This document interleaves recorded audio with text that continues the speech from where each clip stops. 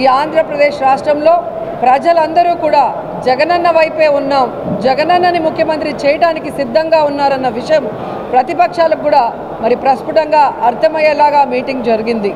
అలాగే ప్రతిపక్షాలు ఏవైతే నాన్ లోకల్ పొలిటీషియన్స్ ఉన్నారో, హైదరాబాద్ నుంచి వచ్చి జగన్మోహన్ రెడ్డి గారి మీద విషం చిమ్ముతున్నారో వారందరినీ కూడా ప్యాక్ చేసి హైదరాబాద్కు పార్సిల్ చేయడానికి ఈ ఆంధ్రప్రదేశ్ ప్రజలు సిద్ధంగా ఉన్నారు అనేది ఆ మీటింగ్ చూడగానే అందరికీ అర్థమైంది. చంద్రబాబు నాయుడు ఒక రాక్షసుడు, ఒక నీచుడు.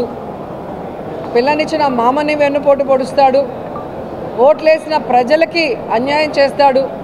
తనని ముఖ్యమంత్రి చేసిన ఈ రాష్ట్రాన్ని కారణం లేకుండా తన స్వలాభం కోసం ముక్కలు చెక్కలు చేస్తాడనేది రాష్ట్ర ప్రజలందరూ గమనించారు కాబట్టే, అర్థం చేసుకున్నారు కాబట్టే 2019లో అతన్ని తరిమి కొట్టారు.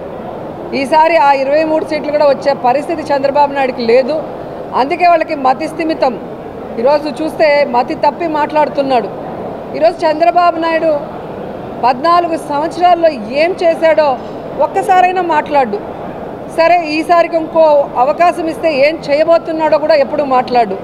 ఎంతసేపు జగన్మోహన్ రెడ్డి గారిని, జగన్మోహన్ రెడ్డి వెనుకున్న సైనికులైన మాలాంటి వాళ్ళని దుమ్మెత్తిపోయటం, తన పచ్చ ఛానళ్లతో ఏ విధంగా విషం చిమ్మటం అనేది మనం గమనిస్తున్నాం.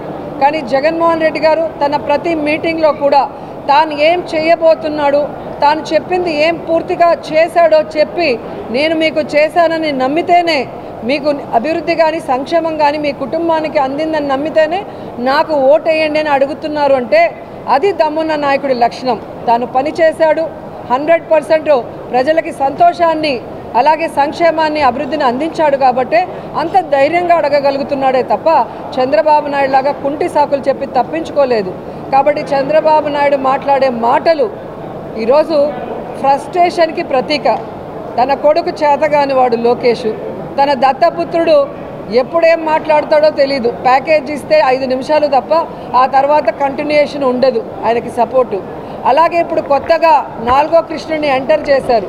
మరి ఆవిడ ఈ రాష్ట్రాన్ని ముక్కలు చెక్కలు చేసిన కాంగ్రెస్ పార్టీ, ఈ రాష్ట్రానికి ప్రత్యేక హోదా రాకుండా పార్లమెంట్లో తలుపులేసి అన్యాయం చేసిన కాంగ్రెస్లోకి ఎంటర్ అయి రాష్ట్రంలో కేంద్రంలో కాంగ్రెస్ 2 సార్లు అధికారంలోకి రావడానికి కారణమైన రాజశేఖర రెడ్డి గారి పేరుని ఆయన మరణించిన తర్వాత FIRలో రాసి అవమానించిన కాంగ్రెస్ పార్టీలోకి ఎంటర్ అయి ఆ వైఎస్ఆర్ గారి కుటుంబాన్ని ముక్కలు చెక్కలు చేసి వైఎస్ఆర్ కొడుకుని కారణం లేకుండా ఏ విధంగా అన్యాయంగా తప్పుడు కేసులు పెట్టి జైల్లో పెట్టిన ఆ కాంగ్రెస్లోకి ఎంటర్ అయి స్వలాభం కోసం జగనన్న మీద విషం చిమ్ముతూ ఈ రాష్ట్ర ప్రజల్ని అవమానిస్తుంటే ఏ విధంగా వాళ్ళని ప్రజలు నమ్ముతారు, వాళ్ళకి ఓట్లు వేస్తారో ఒకసారి ఆలోచించండి. కాబట్టి పక్క రాష్ట్రాల్లో ఓట్లు పెట్టుకొని పక్క రాష్ట్రాల్లో కాపురాలు చేసుకుంటూ పక్క రాష్ట్రాల్లో కోవిడ్ సమయంలో హ్యాపీగా సేఫ్గా ఉంటూ ఎలక్షన్స్ వస్తే సంక్రాంతి వస్తే డూడు బసవన్లు వచ్చినట్టు ఆంధ్రప్రదేశ్కి వచ్చి జగన్మోహన్ రెడ్డి గారి గురించి అవాకులు చవాకులు పేలితే జనాలు వీళ్ళందరినీ కూడా తొందరలో హైదరాబాద్కి కట్టగట్టి పార్సిల్ చేస్తారని కూడా ఈ సందర్భంగా తెలియజేసుకుంటున్నారు. జగన్మోహన్ రెడ్డి గారు మంచి వ్యక్తి, మనసున్న వ్యక్తి కాబట్టే తన టైం అంతా కూడా ప్రజలకి సర్వీస్ చేయడానికి, సంక్షేమం అభివృద్ధి చేయడానికి ఉపయోగిస్తున్నాడు తప్ప ఇలాంటి వాళ్ళ మీద ఆలోచిస్తే వీళ్ళెవ్వరు కూడా ఈ ఆంధ్రప్రదేశ్లో అడుగుపెట్టే అవకాశం కూడా ఉండేది కాదు అని కూడా ఈ సందర్భంగా తెలియజేస్తున్న వేషం కాంగ్రెస్ని, మాట్లాడే స్క్రిప్ట్ చంద్రబాబు నాయుడుది. మళ్ళీ చంద్రబాబు నాయుడుతో మమ్మల్ని కలిపినట్టు మాట్లాడుతుంది. ఆవిడ చంద్రబాబు నాయుడిని కలిసిన తీరు మీరు చూశారు, పవన్ని కలిసిన తీరు చూశారు. కాబట్టి ఈరోజు ఆమె మాటలకి క్రెడిబిలిటీ లేదు అనేది కూడా స్పష్టంగా చెప్తున్నాను. రాజశేఖర బిడ్డగా ఉన్నప్పుడు, రాజశేఖర రెడ్డి గారు బిడ్డగా ఉన్నప్పుడు ప్రేమ అభిమానం ఉంటుంది రాజశేఖర రెడ్డి గారి అభిమానులకి.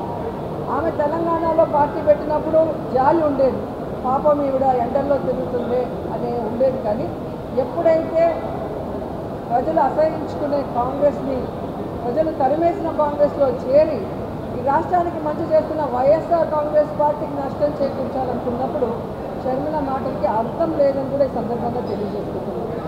ఎందుకంటే షర్మిల గారు తెలంగాణలో పార్టీ పెట్టినప్పుడు స్పష్టంగా చెప్పింది, నేను ఇక్కడే పుట్టాను, ఇక్కడే చదువుకున్నాను, ఇక్కడే పెళ్లి చేసుకున్నాను, నా ప్రాణం ఉన్నంత వరకు ఈ తెలంగాణ ప్రజలకి కష్టం వచ్చినా నష్టం వచ్చినా అండగా ఉంటానని చెప్పింది. మరి అలాంటి బిడ్డ ఈరోజు ఆ పార్టీని కాంగ్రెస్లో విలీనం చేసి తెలంగాణని గాలి వదిలేసి ఆంధ్రప్రదేశ్లో వచ్చి మళ్ళీ కొత్త అవతారం ఎత్తితే ఏ విధంగా గౌరవం ఉంటుంది, మాటకి క్రెడిబిలిటీ ఉంటుంది. ఈరోజు జగన్మోహన్ రెడ్డి గారిని చూడండి, పావురాల గుట్టలో ఇచ్చిన ప్రామిస్ని ఫుల్ఫిల్ చేయడానికి ఎన్ని అవమానాలు, ఎన్ని కష్టాలు, ఎన్ని తప్పుడు కేసులు పెట్టి జైల్లో పెట్టినా ఏ రోజు కూడా ఎవరికి కమిట్ అవ్వలేదు, ఎవరికి తల ఉంచలేదు. ఈ రోజు వరకు ఎవరితో కలిసి పొత్తు పెట్టుకొని ఎన్నికలకు వెళ్ళలేదు. కాబట్టి ఎవరో ఏదో చెప్తే ప్రజలు నమ్మేస్తారనుకుంటే అది పిచ్చి, వాళ్ళ పిచ్చి. జగనన్న ఎవరితో పొత్తు పెట్టుకోవాల్సిన అవసరం లేదు, అది స్పష్టంగా ఆయన అనేక సార్లు చెప్పారు. భవిష్యత్తులో కూడా కేంద్రంలో ఎవరు అధికారంలోకి వస్తారో వాళ్ళు రాష్ట్ర ప్రయోజనాలకి సపోర్ట్ చేస్తే వాళ్ళకి బయట నుంచి సపోర్ట్ చేస్తారని చెప్పడం అనేది కూడా మీరు గమనించారు.